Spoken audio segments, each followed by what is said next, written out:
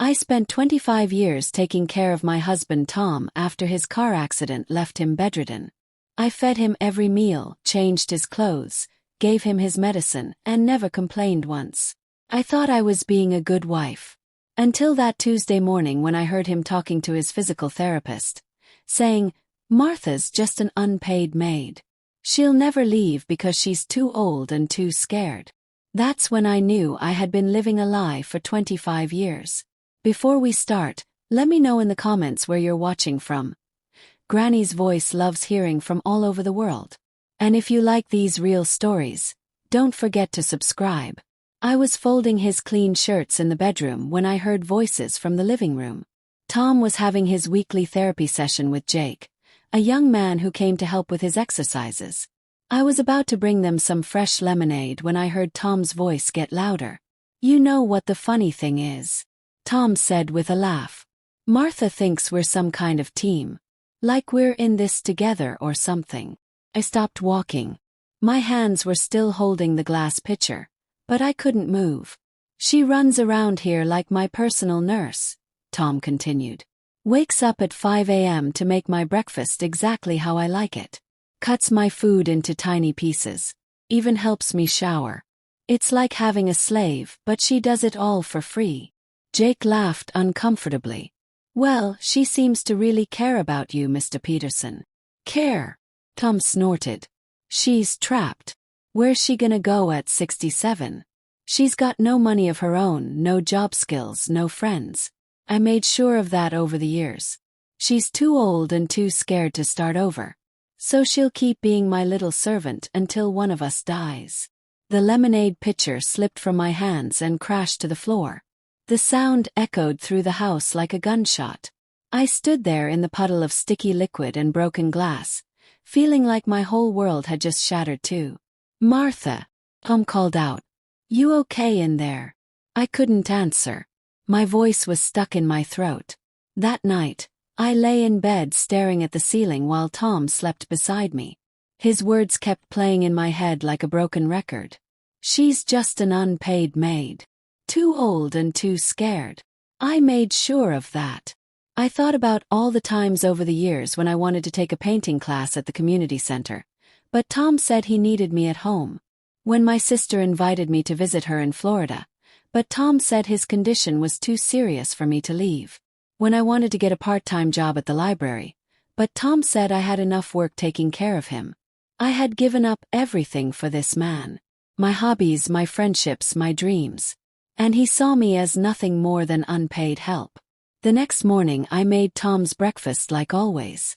Scrambled eggs, crispy bacon, and toast cut into triangles.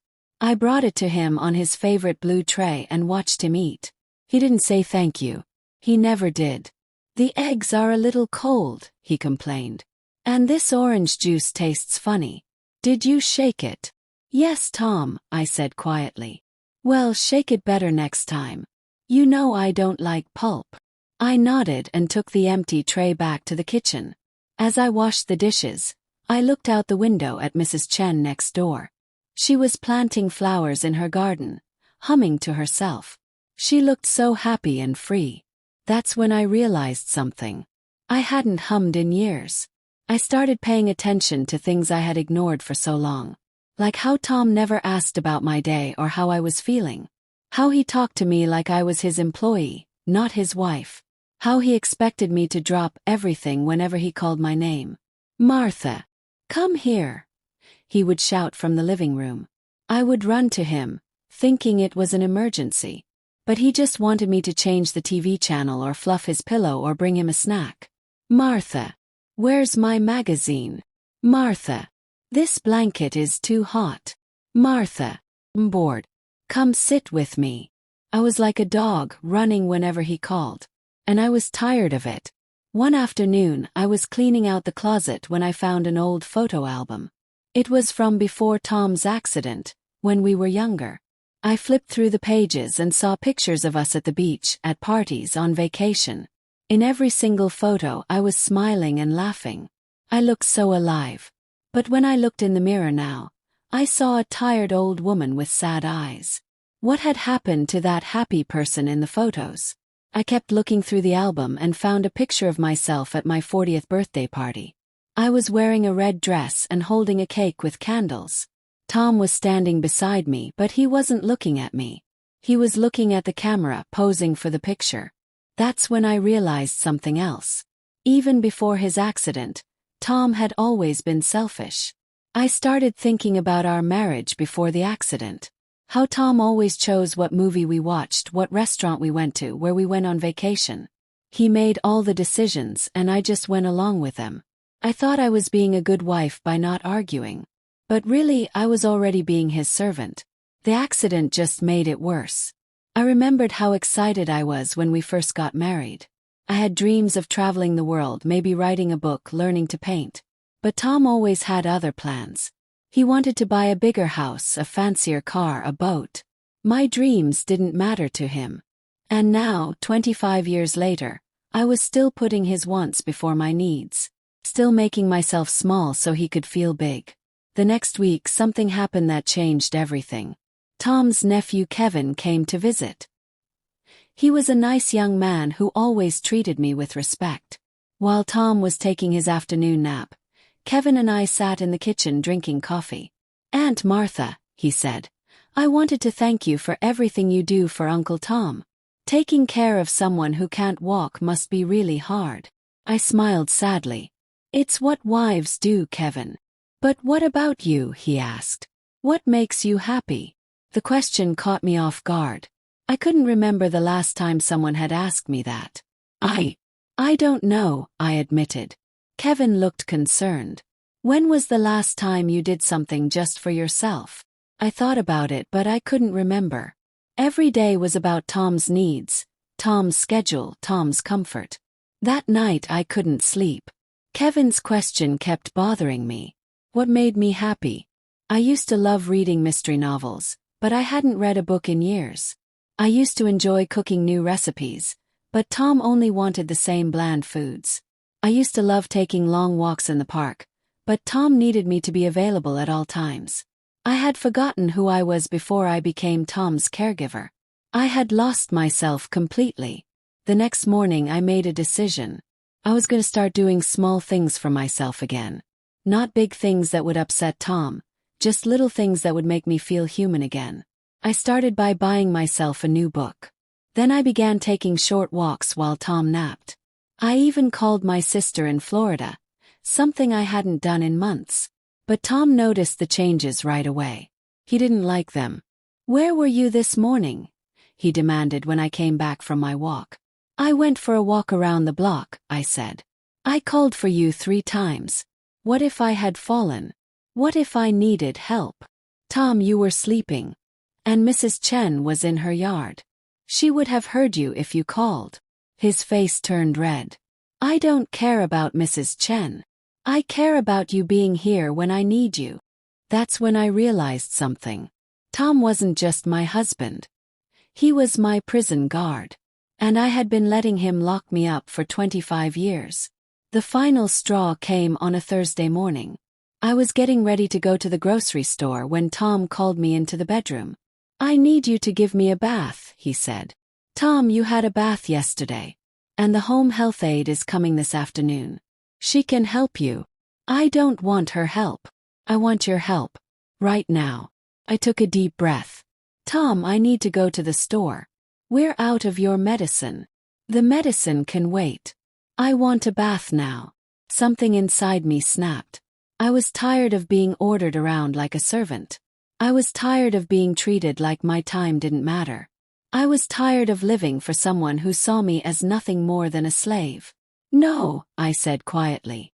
Tom's eyes widened. "What did you say?" I said, "No. I'm not giving you a bath right now. I'm going to the store." Tom's face turned purple with rage. "You will not talk to me like that. I am your husband. You will do what I say." "You're right," I said, my voice getting stronger. "You are my husband, not my master. And I am your wife, not your slave." Tom started yelling, but I walked out of the room. I grabbed my purse and car keys and headed for the door. "Martha," he screamed. "Get back here right now." But I kept walking. For the first time in 25 years, I was putting myself first. At the grocery store, I felt different. Lighter somehow. I took my time walking through the aisles, looking at things I normally rushed past. I bought some flowers for the kitchen table, something I hadn't done in years. I even bought a magazine for myself. When I got home, Tom was waiting for me. He was sitting in his wheelchair by the front door, glaring at me. "How dare you leave me like that?" he shouted. "What if something had happened to me?" "Nothing happened to you, Tom," I said calmly. "You're fine. That's not the point. You're supposed to be here." I put the groceries away and arranged the flowers in a vase. They were beautiful yellow daisies and they made me smile. "Martha, are you listening to me?" "Yes, Tom, I'm listening. But I'm not obeying anymore." That night, I called my sister Linda in Florida. We talked for 2 hours about everything. Her grandchildren, her garden, her book club. It felt so good to have a normal conversation with someone who cared about me. "Martha," Linda said, "you sound different. Happier." "I am different," I told her. "I'm remembering who I used to be." "Good for you, honey. You deserve to be happy." After we hung up, I sat in the quiet kitchen and thought about what Linda had said. I did deserve to be happy. I deserved to be treated with respect. I deserved to have my own life. Tom had been controlling me for so long that I had forgotten I had choices. But I was starting to remember. The next few weeks were like a war. Tom tried everything to get me back under his control. He would cry and say he was sorry. Then he would get angry and yell at me. Then he would give me the silent treatment, hoping I would feel guilty and give in. But I was done feeling guilty for wanting to be treated like a human being. One morning, Tom refused to eat his breakfast because I had made pancakes instead of eggs. "I don't want pancakes," he said, pushing the plate away. "I want eggs." "The pancakes are already made, Tom," I said. "Eat them or don't eat them. It's your choice. Make me eggs." "No." He threw the plate on the floor. Pancakes and syrup went everywhere. I looked at the mess, then at Tom, then back at the mess. "Clean it up," I said. "I can't clean it up. I'm in a wheelchair." "Then you shouldn't have thrown it." I walked out of the kitchen, leaving the mess on the floor. Tom screamed and yelled, but I ignored him. I went to my bedroom and called the home health agency. "This is Martha Peterson," I said. "I need to increase my husband's care to full-time. Starting immediately." The woman on the phone was very helpful. She explained that they could provide someone to help Tom with bathing, eating, and other daily activities. It would be expensive, but Tom had good insurance. "Will you still be the primary caregiver?" she asked. "No," I said firmly. "I'm retiring from that job." When I hung up, I felt free for the first time in 25 years. I was no longer Tom's slave. I was his wife, and that was all I was going to be. That afternoon, a very nice woman named Carol came to meet Tom and start helping him right away. She was a professional caregiver with lots of experience. She was also about my age, which made me feel better about the decision. Tom was not happy about this change. "I don't want a stranger taking care of me," he complained. "I want you." "I'm not a professional caregiver, Tom," I said. "Carol is. She knows how to help you better than I do." "But you're my wife." "Exactly. I'm your wife, not your employee. There's a difference." Carol was very patient with Tom, but she also didn't let him boss her around. She had rules and boundaries, something I had never learned to set. Watching her work, I realized how much I had been doing wrong all these years. I had been enabling Tom's bad behavior instead of helping him become more independent. With Carol taking care of Tom's daily needs, I suddenly had time for myself. Real time, not just stolen moments between Tom's demands. I started by reading. I went to the library and checked out a stack of mystery novels. I sat in my favorite chair by the window and read for hours. It felt amazing to lose myself in someone else's story. I also started cooking again. Real cooking, not just heating up the same boring meals Tom liked. I made spicy curry, fresh pasta, chocolate cake. I invited Mrs. Chen over for dinner, and we had such a lovely time. I even started painting. I bought a small easel and some watercolors and set up a little studio in the spare bedroom. I wasn't very good at it, but I didn't care. Made me happy. Tom hated seeing me happy. He would complain to Carol about me. Martha used to care about me, he would say. Now she's too busy with her hobbies to spend time with me. Carol would just nod politely and change the subject. She told me later that she had dealt with many families like ours. Some people think that being disabled means everyone else should stop living, she said. But that's not healthy for anyone. Carol was right. I had stopped living when Tom had his accident. I had buried myself alive, thinking it was love. But it wasn't love. It was fear. I was afraid Tom would be angry if I had my own life. I was afraid people would think I was selfish. I was afraid I wasn't good enough to have dreams of my own. But I was done being afraid. One evening, I was in my little art studio painting a picture of the sunset when Tom called for me. Martha, come here. Kept painting. The orange and pink colors were just right and I didn't want to stop. Martha. I ignored him. Carol was in the kitchen making his dinner. If he needed something he could ask her. Martha. I'm talking to you. I put down my brush and walked to the living room. Tom was sitting in his wheelchair. His face red with anger. Didn't you hear me calling you? He demanded. Yes, I heard you. Then why didn't you come? Because I was busy. What do you need? I need you to sit with me. I'm lonely. I looked at him for a long moment. Tom, I'm not your entertainment. I'm your wife. There's a difference. That night I made another life-changing decision. I was going to visit my sister Linda in Florida. I hadn't taken a vacation in 25 years, and I was ready for one. I called Linda and told her my plan. She was so excited. Oh, Martha. I can't wait to see you. We'll go to the beach, visit the art museum, maybe take a cooking class. It'll be wonderful. When I told Tom about the trip, he had a complete meltdown. You can't leave me, he screamed. What if something happens? What if I get sick? What if I die? Tom, you'll be fine. Carol will take care of you. She's a professional. I don't want Carol. I want you. Well, you can't have me. I'm going to Florida. Tom tried everything to stop me. He cried, he begged, he threatened. He even called Kevin and asked him to talk me out of it. But Kevin surprised him. Uncle Tom, he said, Aunt Martha deserves a vacation. She's been taking care of you for 25 years without a break. The week before my trip, Tom got desperate. He started having emergencies every day. His back hurt, his head hurt, he felt dizzy, he couldn't breathe. But when Carol checked him, nothing was wrong.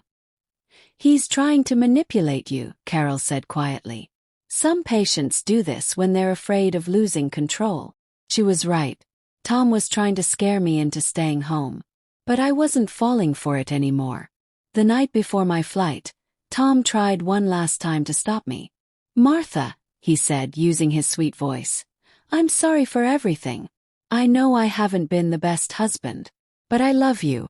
Please don't leave me. For a moment, I felt the old guilt creeping in.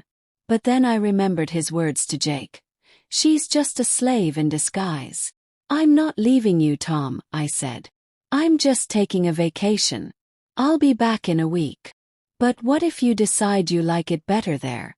What if you don't come back? I looked at him honestly. Then that's my choice to make. Florida was amazing. Linda picked me up at the airport, and we drove to her house with the windows down and the music loud. I felt like a teenager again. Linda's house was right near the beach, and every morning we would walk along the shore collecting seashells. The sand felt good between my toes, and the ocean air filled my lungs with life. We went to art galleries and restaurants. We saw a play at the local theater. We spent hours just talking and laughing. Linda introduced me to her friends, and they welcomed me like I was part of their group. You seem so different from the last time I saw you, Linda said one evening as we sat on her porch watching the sunset. You seem free. She was right.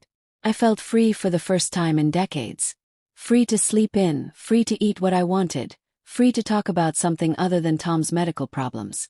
On my last day in Florida, Linda and I were having breakfast when she said something that changed my life.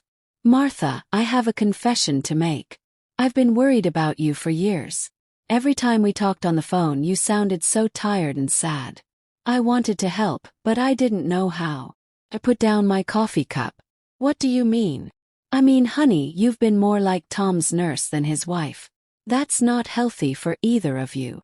I thought about what she said. She was right. I had been more like a nurse than a wife. I had forgotten how to be anything else. "Linda," I said slowly, "I think I've been afraid to be myself. I thought if I wasn't useful to Tom, he wouldn't love me anymore. But Martha, if someone only loves you for what you do for them, that's not really love. That's just using you." Her words hit me like a lightning bolt. Tom didn't love me. He used me. When I got home from Florida, I was a different person. I was tan and rested and happy. I had remembered who I was before I became Tom's caregiver. Tom was waiting for me in the living room when I walked in. He looked angry and sulky. "So you came back," he said. "Of course I came back. I live here. Carol said you might not come back. She said you seemed really happy in Florida." I sat down across from him. "I was happy in Florida. Very happy. Happier than you are here." I thought about lying, but I decided to tell the truth. "Yes, Tom. Much happier." His face crumpled. "Why? What's wrong with here?" "Nothing's wrong with here, Tom. Something's wrong with US." That night I made the biggest decision of my life. I was going to change our relationship completely. I was not going to be Tom's caregiver anymore. I was going to be his wife or nothing at all. I sat down with Tom and Carol and explained my new rules. "From now on," I said, "Carol will handle all of Tom's medical needs. I will be his wife, not his nurse. I will eat dinner with him, watch TV with him, and talk to him about our day. But I will not bathe him, dress him, or feed him. That's Carol's job." Tom started to protest, but I held up my hand. "These are not suggestions, Tom. These are my new rules. If you don't like them, you can find somewhere else to live." Tom's mouth fell open. He had never heard me talk like this before. You can't kick me out. I'm your husband." "Then act like it," I said firmly. "Act like my husband, not my patient." It took a few months, but slowly Tom began to change. He started treating me with more respect. He said please and thank you. He asked about my day instead of just complaining about his. He even started doing some things for himself that he had been making me do for years. Carol helped him learn to transfer from his wheelchair to the bed by himself. She taught him how to prepare simple meals. She showed him how to use the computer to order groceries online. "I didn't know I could still do these things," Tom said one day. "I thought I was completely helpless." "You were never helpless, Tom," I said. "You were just lazy. It was easier to let me do everything than to learn how to do it yourself."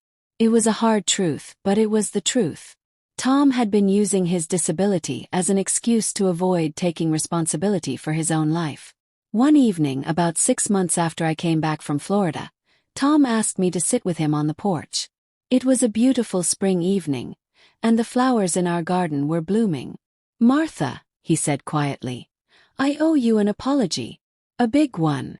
I looked at him surprised. Tom never apologized for anything. "I've been thinking about what you said about me acting like your husband instead of your patient. And I realized something. I stopped being your husband a long time ago. Even before my accident. I didn't say anything. Just listened. I was selfish and controlling, and I made you feel like you didn't matter. Then after my accident, I used my disability as an excuse to treat you even worse. I turned you into my slave, and I'm sorry." Tears started rolling down my cheeks. These were the words I had been waiting 25 years to hear. "I don't know if you can ever forgive me," Tom continued, "but I want to try to be a better husband. A real husband. I want to support your dreams instead of crushing them. I want to celebrate your happiness instead of resenting it." I reached over and took his hand. "Tom, I appreciate you saying that. But I need you to understand something. I'm not the same person I was before I went to Florida. I'm not going to go back to being your servant.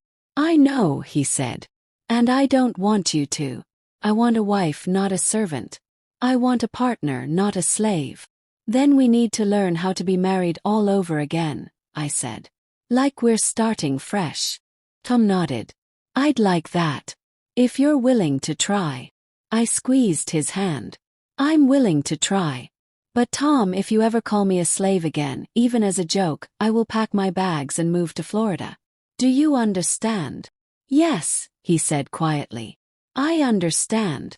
It's been 2 years since that conversation on the porch, and Tom and I are still learning how to be married. It's not always easy, but it's honest now. We're both trying to be better people. Tom has learned to do many things for himself. He can cook simple meals, do his own laundry, and even drive a special car with hand controls. He's more independent than he's been in 25 years. I've kept painting and reading and taking trips to see Linda. I even joined a book club at the library. Tom doesn't always like it when I'm busy with my own activities, but he's learning to respect my time. We're not the same couple we were before his accident, but we're not the same couple we were a year ago either. We're something new, something better. Last week, something happened that showed me how much we've both changed. Tom was having a bad day. His back was hurting, and he was feeling frustrated about his limitations. In the old days, he would have taken his anger out on me. But instead, he asked Carol to help him with his pain medication, and then he asked me to just sit with him and talk. Martha, he said, I'm having a hard day. Could you tell me about your painting class? It always makes me feel better to hear about the things that make you happy. I was so surprised that I almost cried. This was the man I had married 30 years ago, before life got complicated and difficult. This was the man who used to care about my happiness. Of course, I said, and I told him all about the watercolor landscape I was working on. He listened carefully and asked questions. He even suggested that we hang my finished paintings in the living room. I want to share something important with anyone who might be listening to this story. If you're taking care of someone you love, it's okay to take care of yourself too. It's not selfish. It's necessary. You can't pour from an empty cup. If you give away all of yourself, you'll have nothing left to give. You'll become bitter and angry, and that doesn't help anyone. I learned that I was a better wife when I was a whole person. When I had my own interests and my own life, I had more to bring to our marriage. I was more interesting to talk to, more fun to be around, and more capable of loving. Taking care of yourself isn't giving up on your loved one. It's making sure you're strong enough to love them properly. If you're in a situation like I was, please know that it's never too late to change. I was 67 years old when I finally stood up for myself. I thought I was too old to start over, but I was wrong. You're never too old to demand respect. You're never too old to pursue your dreams. You're never too old to be happy. It might be scary to rock the boat. It might be hard to change patterns that have been in place for years. But you deserve to be treated with dignity and love. You deserve to have your own life. Don't wait for someone else to give you permission to be happy. Give yourself permission. Start small if you need to, but start. Take a walk. Read a book. Call an old friend. Paint a picture. Do something that makes you happy, not something that makes someone else happy. I also want to say something to the people who might be in Tom's position. If someone is taking care of you, please remember that they're a person, not a machine. They have feelings and needs and dreams of their own. Being disabled or sick doesn't give you the right to treat other people badly. Your caregiver is not your servant. They're your partner, your friend, your family member. They deserve respect and kindness. If you're angry about your situation, that's understandable. But don't take that anger out on the people who are trying to help you. They didn't cause your problems, and they're doing their best to make your life better. Instead of demanding that they sacrifice their entire life for you, try to find ways to support their happiness too. Ask about their day. Thank them for their help.